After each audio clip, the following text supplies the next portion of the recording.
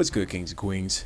Hope everyone's week is going alright. This week's video is on wasted talent in boxing. Prominent, in some cases great careers cut short due to unfortunate mishaps or just getting lost in the sauce of the many distractions of becoming a prize fighter.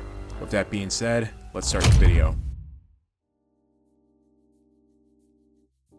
This was a guy I was really rooting for to succeed, as surprisingly in a video I did back in 2015, the most talented fighters to keep an eye out on in my honorable mentions.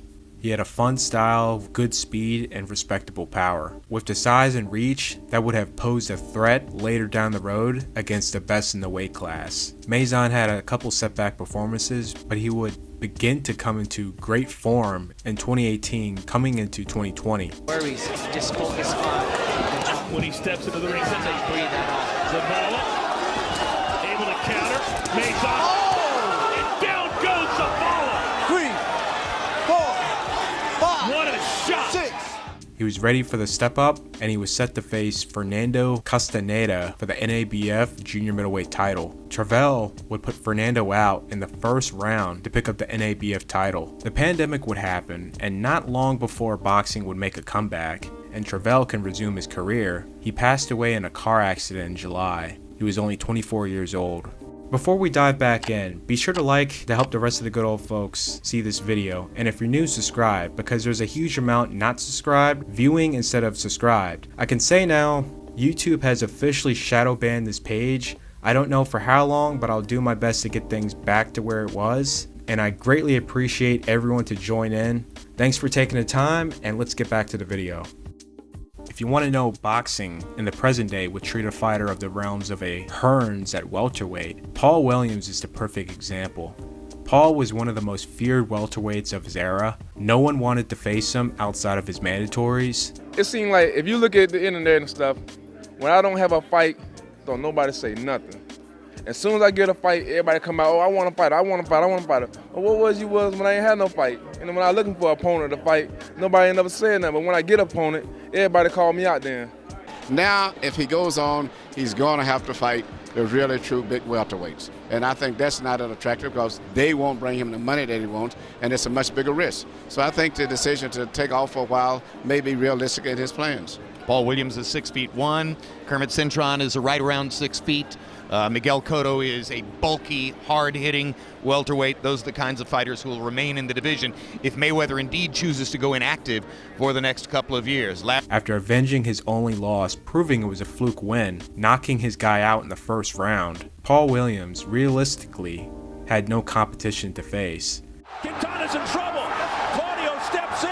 The fight is over.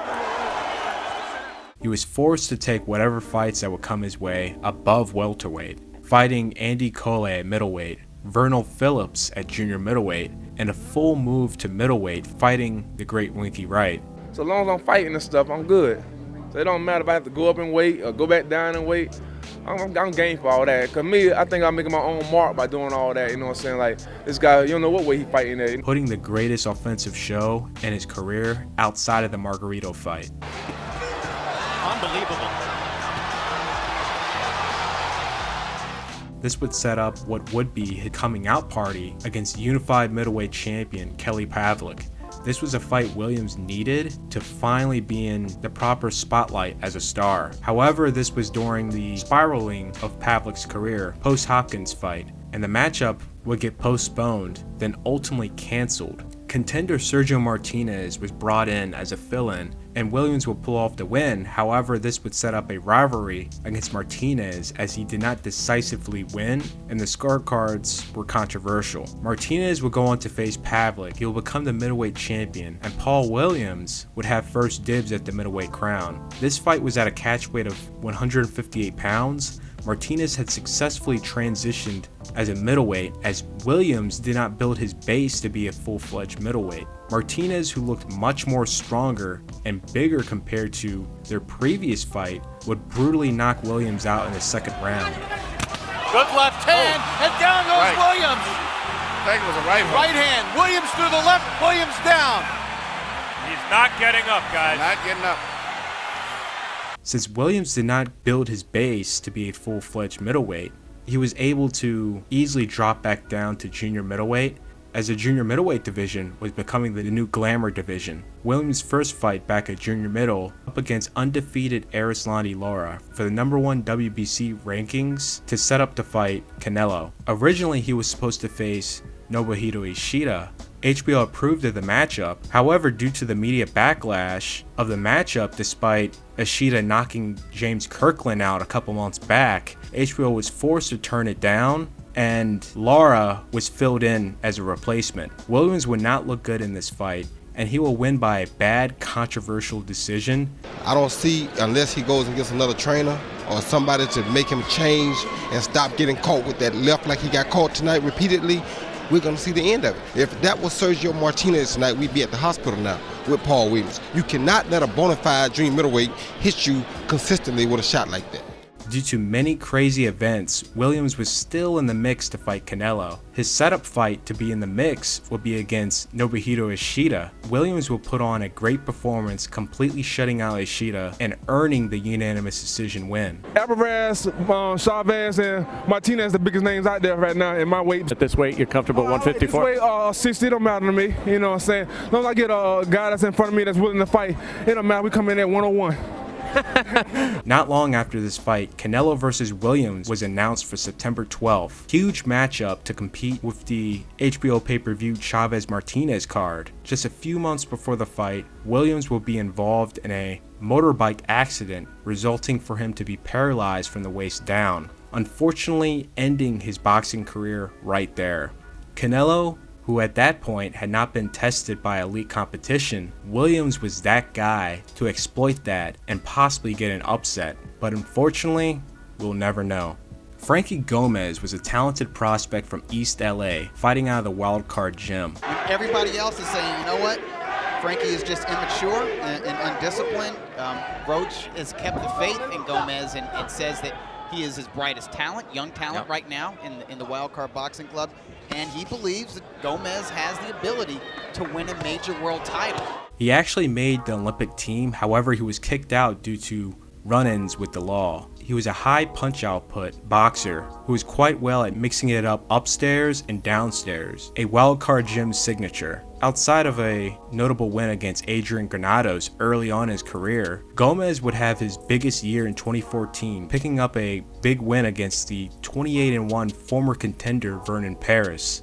He'll come back in late 2015. In 2016, he had a big opportunity to fight on the Canelo Khan undercard as a headliner against a very tricky Mauricio Herrera. This was when Herrera was still a force to be messed with. Gomez would completely outclass Herrera, which is quite shocking because Danny Garcia didn't know what to do against Herrera, and Gomez displayed such great prospects in this performance, scoring the shutout on the scorecards. Such a great performance. However, Frankie would just vanish from the boxing scene and didn't come back to the gym. Fans were actually worried and wondered where he went, as he went ghost off of social media. To make it short, he simply walked away from the sport. He no longer had that hunger or love. It was now a means of making money and hopefully finding an exit strategy to do different things. According to Sergio Mora, Frankie was overpaid early in his career. He had made so much money early on, which could have attributed to his early exit out of the sport.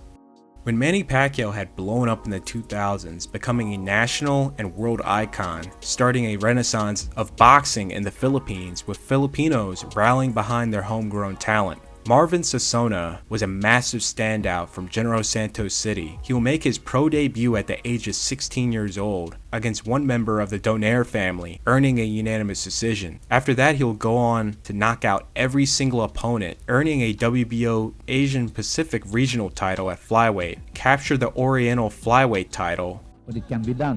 Good left uppercut. Now that was a beauty. He timed that perfectly.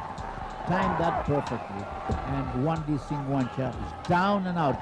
Bruce McTavish didn't even... Before getting a shot to face WBO Super Flyweight champion Jose Lopez. Marvin was 13-0 with 12 knockouts at the age of 19, and he will go on to make history, getting on the short list of teenage world champions, defeating Lopez by unanimous decision. And new WBO Junior Bantamweight Champion, Marvin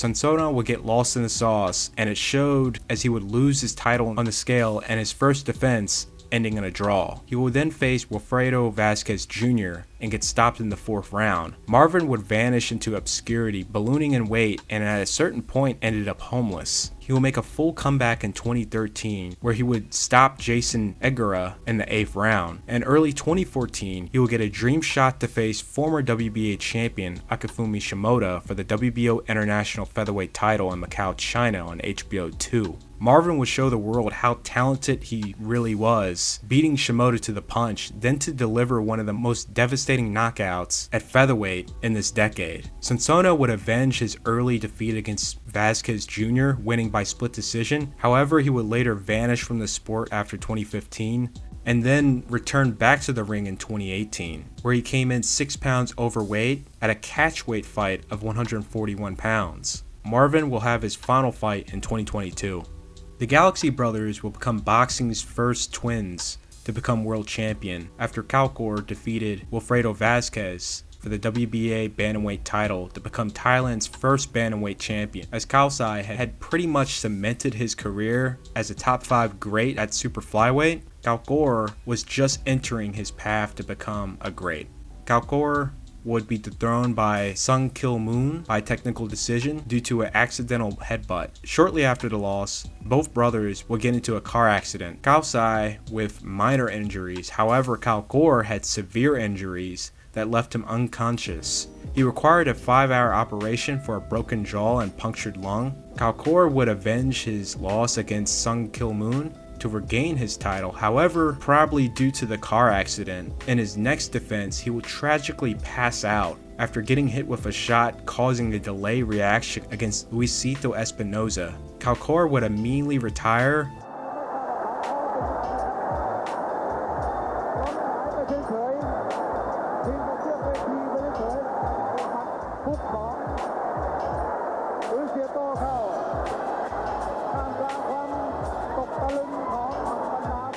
And Kaosai as well, shortly topping his career off with the unbeatable 19 consecutive title defenses at super flyweight. I did a quick video on these guys some time ago. These two fighters have quite a bit in common. Both Sanchez and Oba, if not for their untimely passing, would have undisputedly been considered the greatest from their country based on the string of accomplishments and what was coming to be in the future. Both were inducted into the International Boxing Hall of Fame. Both won the world title, stopping their opponent in the 13th round. Both held the world title for 2 years. Both in their final fight before their passing stopped their opponent. Both passed away 22 days after their final title defense in a fatal car crash in their favorite cars. Sanchez in a Porsche 928, Oba in a Corvette Stingray he had just purchased. Both were only 23 years old. Pirog was one of the most talented fighters to hail from Russia.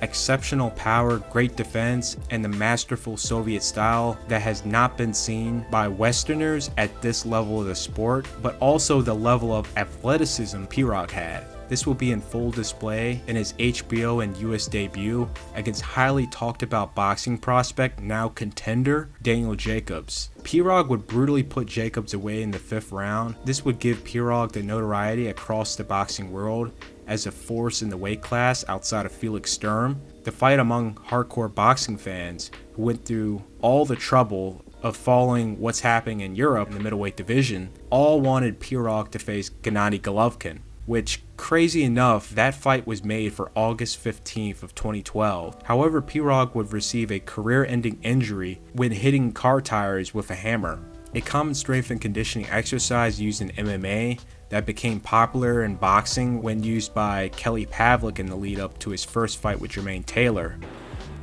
Pavlik has been incorporating these workouts into training since his first fight against Jermaine Taylor in September 2007. He says him getting up in the 2nd round, that had a lot to do with his tire training and stuff, that he had that strength and power to get back up and keep fighting. That comeback against Taylor earned him the middleweight championship.